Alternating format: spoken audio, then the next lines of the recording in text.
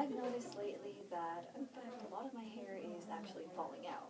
This is probably because I'm really stressed out since I had many tough classes, and there's just so much to worry about every day that I get too stressed out. And it turns out that it's starting to show on my body.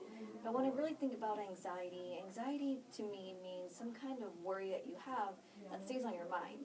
But although anxieties can be a bad thing, such as your hair falling out, they are in fact sometimes a good thing, at least to an extent.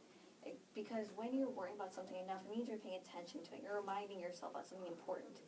And I can show you through 3 different examples how this is true.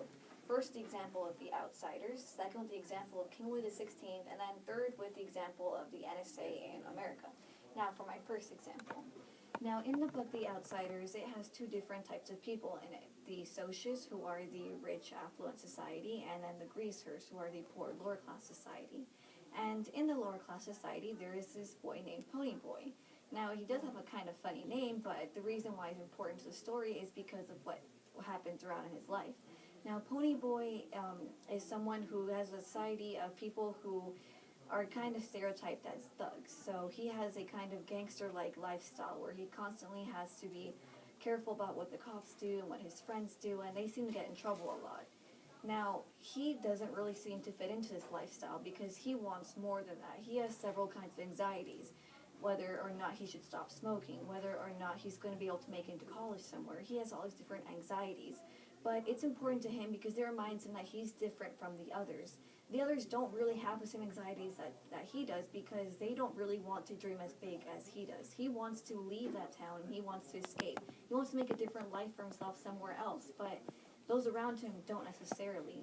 And it's exactly those worries, those stresses he has that make him so special. They constantly remind him, you're different from the others. You'll make it away. So these anxieties are healthy to him, and they help him remember who he is exactly, and what he stands for. And that's what helps him move on ahead in his life later on in the story. But then on to the second example of King Louis XVI. Now, King Louis XVI was the last king of France, and he was the husband to Marie Antoinette. This was France in a time when there was a low economy, and so the people were suffering and starving, and people were very unhappy all around him. Now, he came onto the throne at the age of 16. He was pretty young, but he didn't really know what he was doing either because of that. Now, what he had is lots of counselors, lots of people telling him what he should do, but since he wasn't really a monarch-type person, he didn't know exactly how to lead a country, not just because he was inexperienced, but he didn't have the right personality for it. So when that happened, he had all these different types of anxieties around him, but he didn't pay them any attention, so they weren't on his mind at all. He didn't have these anxieties, he had simple worries, and he would brush them off aside. It was because of this that he couldn't lead effectively. If he had been worried about them more, if he had been thinking, I am a king and my people are starving, I need to fix the situation, if it had been more on his mind, then he would have fixed it, and perhaps they wouldn't have dethroned him and, in fact, killed him by cutting off his head.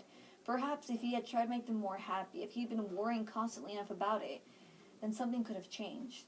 But the thing is, he didn't, and because he didn't, things happened so disastrously for him.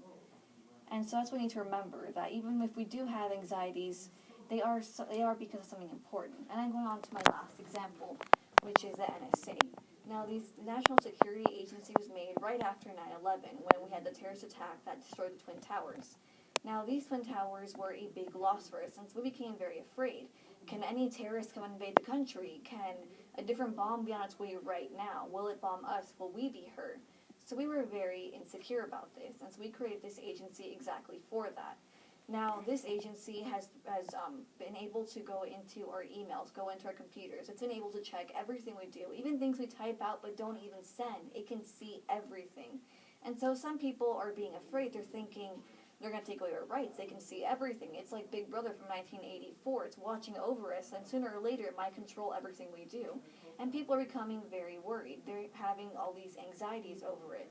But at the same time, it's nice to have these anxieties because we have rights that protect us from the NSA. Even though they're for our own protection right now, should anything get out of hand, we know, well, we have the right to shut them down eventually. And not every place in this world does. There are dictatorships which don't allow this. So these anxieties remind us that as American people, we have rights.